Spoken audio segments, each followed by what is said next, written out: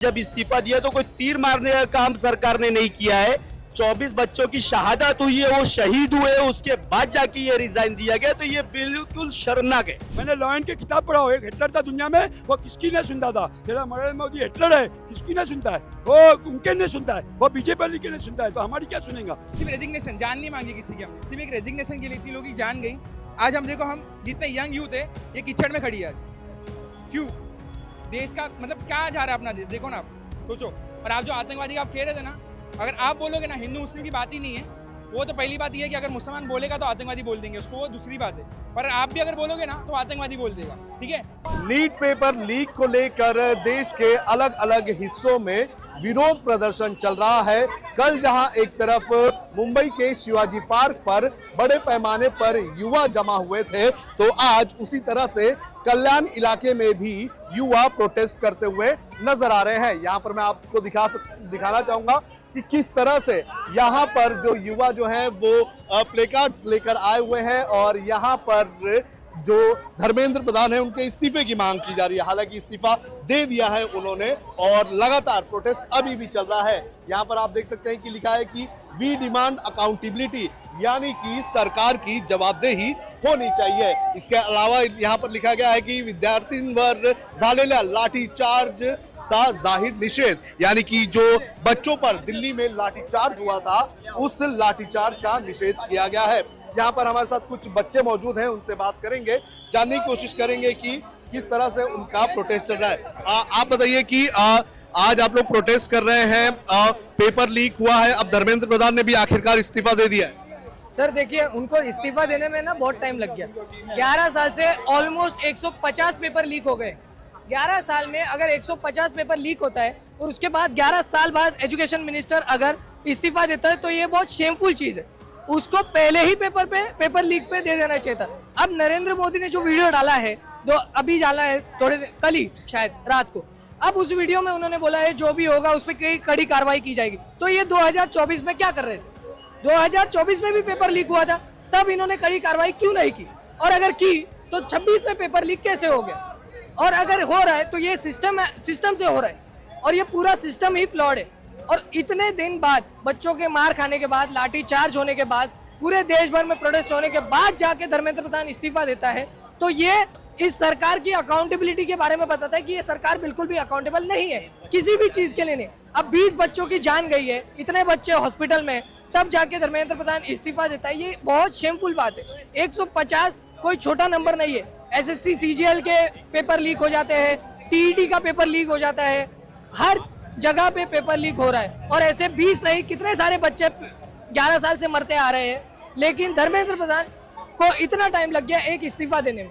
मतलब ये सरकार अकाउंटेबल बिल्कुल भी नहीं है।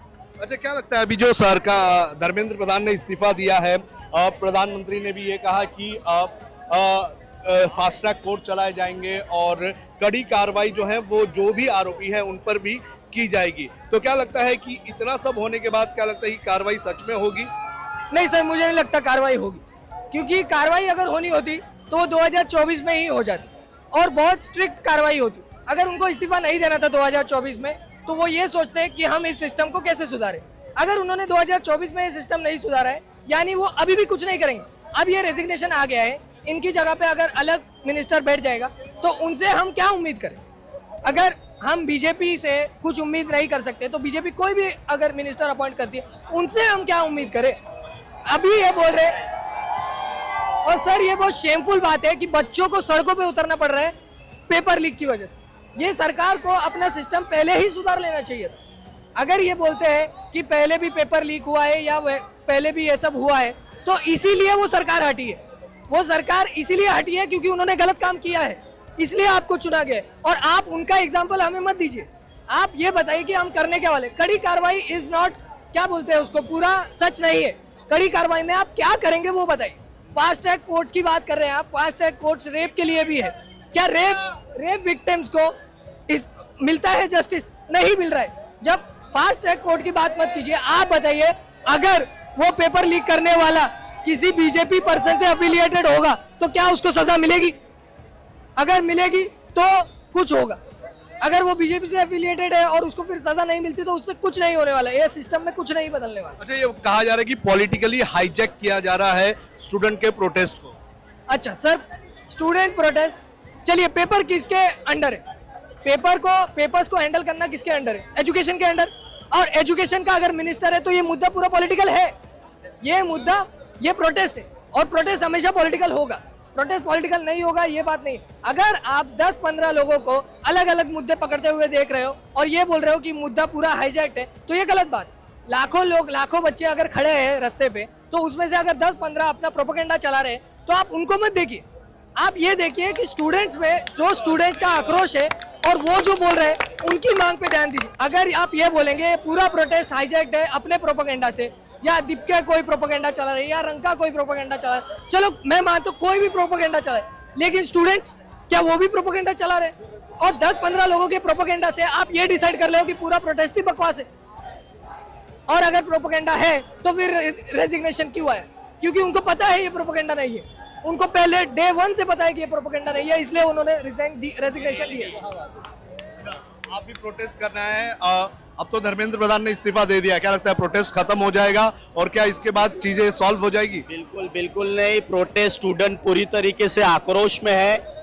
वो जब तक नरेंद्र मोदी का इस्तीफा नहीं ले लेगा, मुझे तो नहीं लगता कि स्टूडेंट अब शांत बैठने वाला है।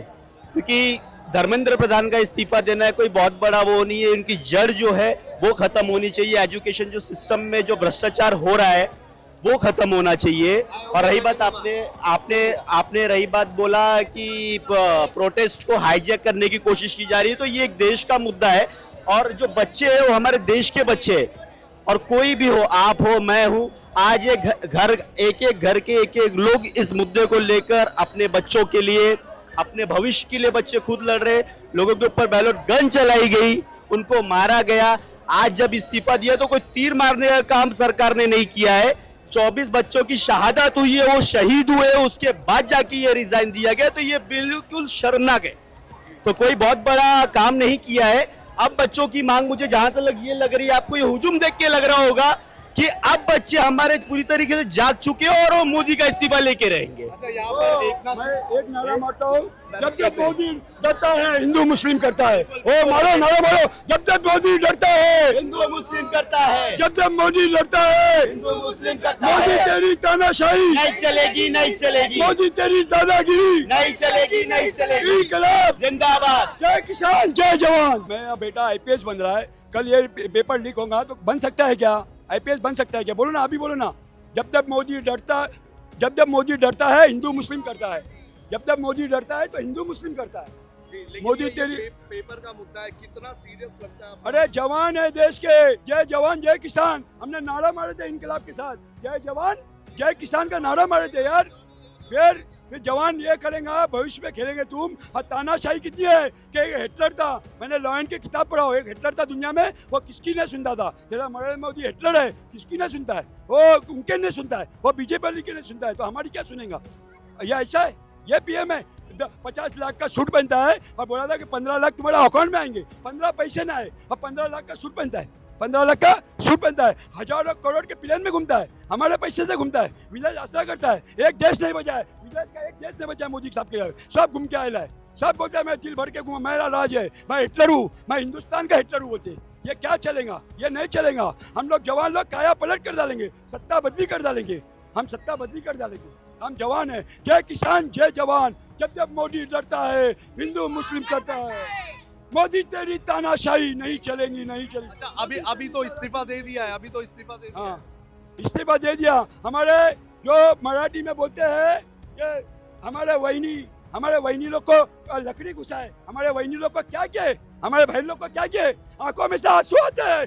हमारे अच्छा करेंगे, हम लोग 140 करोड़ दे, हम लोग भारतीय 140 करोड़ है, काया पलट कर डालेंगे। आज कुर्सी तुम्हारी है तो कल दूसरे की भी रहेंगी, आज कुर्सी तुम्हारी है तो कल दूसरे की भी रहेंगी। हम काया पलट कर डालेंगे। और ये हम जवान बच्चे लोग को ऐसा करते हैं, देश के बॉर्डर पे किसान का बच्चा होता है, तुम्हारा बच्चा है किसान का, पुलिस वाले में किसान का बच्चा है, बॉर्डर पे जो फौजी है वो किसान का बच्चा लड़ने जाता है। किसका बच्चा लड़ने जाता है? किसान का बच्चा जाता है। हम किसान लोग हैं, हम भी किसान हैं, हम कल्याण के किसान हैं। तो ये बात बोलने की मतलब है, ये मेरा संदेशा पूरे वर्ल्ड में जाना मत है। आप जो बोलते हैं ना आतंकवादी का, अगर आप भी अगेंस्ट बोलोगे ना उनके, तो आपको भी आतंकवादी बना देंगे। पहली बात तो ये किसी को हेट के लेकर नहीं है, ये पेपर को लेके, मतलब जो एजुकेशन को लेके। आप देख सकते हो ज़्यादा सब यंग एज के लोग इधर है, कोई गुंडे लोग यहाँ पे नहीं है। कल्याणी हमारा महाराष्ट्र है, महाराष्ट्र में हिंदू मुस्लिम ज़्यादा कुछ नहीं होता। मेरे दोस्त भी हिंदू है, मेरे दोस्त भी मुस्लिम है, पर किसी के दिल में ऐसा हेट नहीं है। बट क्या होता है मालूम है क्या, सब सोशल मीडिया जो है ज़्यादातर ना, जो हेट फैलाता है। क्यों? क्योंकि वो सब लोग उनके हाथ में सोशल मीडिया, ठीक है। अभी आप बोल रहे हो कि धर्मेंद्र प्रधान ने रिजाइन दे दिया, वो अच्छी बात है, पर कितने टाइम से प्रोटेस्ट चालू है, ये मोदी को पहले ही समझना चाहिए था ना, मोदी जी को, कि पहले ही समझना चाहिए था कि इसको रिजाइन पहले दे देना चाहिए था।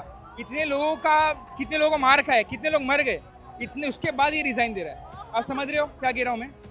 एक रेजिग्नेशन के लिए, सिर्फ रेजिग्नेशन, जान नहीं मांगी किसी की हमने, सिर्फ एक रेजिग्नेशन के लिए इतनी लोग की जान गई। आज हम देखो, हम जितने यंग यूथ है ये कीचड़ में खड़ी है आज। क्यों? देश का मतलब क्या जा रहा है अपना देश, देखो ना आप, सोचो। और आप जो आतंकवादी का आप कह रहे थे ना, अगर आप बोलोगे ना हिंदू मुस्लिम की बात ही नहीं है, वो तो पहली बात ये है कि अगर मुसलमान बोलेगा तो आतंकवादी बोल देंगे उसको, वो दूसरी बात है। पर आप भी अगर बोलोगे ना तो आतंकवादी बोल देगा, ठीक है। कोई ये देश को जो चलाने वाले लोग हैं ना, ये लोग कास्टिज्म नहीं देख रहे, ये बस आपको बता रहे कि कास्ट में रहो। और जो लोग रूल हो रहे हैं ना, वो लोग कास्ट का सोच रहे कि हम मुस्लिम हैं, हम हिंदू है। पर ये मत सोचो, ये सोचो कि हमारा एजुकेशन, हमारा देश कहाँ जा रहा है, ठीक है। आधे लोग को डिवाइड कर दिया इन्हें, हिंदू लोग को डिवाइड कर दिया, मुस्लिम को डिवाइड कर दिया, कोई अलग नहीं है। जब हमारा देश आज़ाद हुआ था 1947 को, तब सब एक साथ में खड़े थे, और आज भी वही रिपीट हो रहा है 75 ईयर्स बाद, सब साथ में खड़े। इधर मुस्लिम बहने, इधर हिंदू बहने, सब खड़े, सब साथ में खड़े। फिर भी कुछ लोग आके इन्हें डिवाइड कर रहे, क्यों? कास्टिज्म करके, रिलीजन करके। ये गलत होते हैं। यहाँ पर अभी मैंने देखा था एकनाथ शिंदे की पार्टी के नेता आए हुए थे, वो खुद सरकार में हैं। क्या लगता है कि यहाँ पर आकर प्रोटेस्ट करने से बेटर वो अपने नेता को कहते कि आप जाके मोदी से, होम मिनिस्टर से बोलो कि आप रिजाइन दें? कैसा नहीं, कंट्रोवर्सी कैसा हो रहा है आपको बता देता हूँ मैं, ठीक है। हर कोई अपने पार्टी को सपोर्ट कर रहा है, ठीक है। वो उनके पॉलिटिकल पावर से सपोर्ट करके हमें सपोर्ट दे रहे हैं, वो उनका भी एक फायदा है एक तरह देखा जाए तो। बट वो सपोर्ट तो कर रहे हैं कुछ तरह से। मैं ऐसा नहीं कह रहा हूँ कि कांग्रेस अच्छी है, बीजेपी अच्छा है, मैं ये कह रहा हूँ कि सिर्फ सपोर्ट कर रहे हैं वो लोग, उनका भी उसमें कुछ रहेगा, इसलिए सपोर्ट कर रहे हैं, ठीक है। बट मेरा ये कहना है, एक पार्टी जो सत्ता के साथ है, एकनाथ शिंदे की शिवसेना के नेता आए थे, इसलिए मैं कह रहा हूँ कि एक पार्टी सत्ता के जो साथ है, वो ये नहीं कह सकती है कि इतना बड़ा प्रोटेस्ट हो रहा है, स्टूडेंट्स पर लाठीचार्ज किया जा रहा है, इससे बेटर कि आप धर्मेंद्र प्रधान का इस्तीफा ले लो। वही मैं कह रहा हूँ कि धर्मेंद्र इतना लाठीचार्ज करने की जरूरत ही नहीं थी, इतना प्रोटेस्ट होने की जरूरत ही नहीं थी, अगर वो पहले ही रिजाइन दे देता तो, ठीक है। इतना होता ही नहीं। अभी लोग प्रधानमंत्री का रिजिग्नेशन क्यों मांग रहे हैं? क्योंकि उनको मालूम पड़ रहा है कि वो हमारे साथ नहीं खड़ा है, वो खड़ा है अपनी पार्टी के साथ में, ठीक है। एक पीएम का क्या हक होता है कि वो जनता के साथ में खड़े रहे, ना कि उनके पार्टी के साथ में। पार्टी आप लोग एकदम सही बोल रहे हो, ठीक है। ऑपोजिशन को डायरेक्टली उनके कनेक्शंस यूज करके आगे बात कर लेनी चाहिए थी।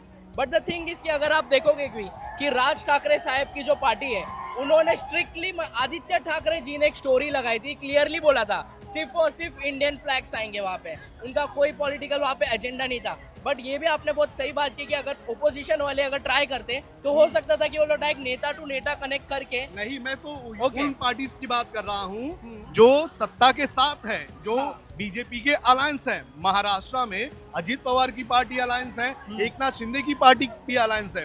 तो इन लोगों ने भी सड़क पर उतरना चाहिए था इस मुद्दे को, क्योंकि ये स्टूडेंट्स का मुद्दा है, ये किसी पार्टी का मुद्दा नहीं है। नहीं, बराबर बोल रहे हो, उन लोग को भी यहाँ आना चाहिए था। क्योंकि अगर ये मेरा जैसे दोस्त है, अगर ये कल को कुछ गलत करता है तो मेरा काम है कि बताना कि भाई ये गलत हो रही है चीज़ और हमें इसको आगे सपोर्ट नहीं करना है। बट पॉलिटिक्स में हम लोग ने ये मोस्टली देखा गया कि जो भी सत्ता पावर में होती है उसके लिए लोग कभी कभी अपनी आवाज़ नहीं उठाते, जो कि बहुत गलत है। उस वजह से ही आज के दिन पे इंडिया में हर एक कोने में सारे के सारे सिटीजन, सारे के सारे बच्चे, सारे के सारे बूढ़े सड़क पे उतर चुके हैं। क्योंकि अब लोगों को मेरे ख्याल से पॉलिटिकल पार्टीज पे ज़रा भी ट्रस्ट बचा नहीं है कि नहीं पावर वाले बोलने वाले हैं, नहीं उनके अपोजिशन, नहीं अलायंस, कोई भी इतनी पावर से अपनी बातें नहीं उठा रहा है। इसलिए आज सिटीजन ही रोड पे आ चुका है, ये मेरा बोलना। तो जाहिर सी बात है, मुंबई में जहां एक तरफ प्रोटेस्ट चल रहा है तो वहां वहीं दूसरी तरफ कल्याण में भी, जो कि मुंबई से सटा हुआ इलाका है, वहां भी जो युवा है वो सड़क पर उतर चुके हैं। सोनू कनौजिया, लोकमत हिंदी, मुंबई।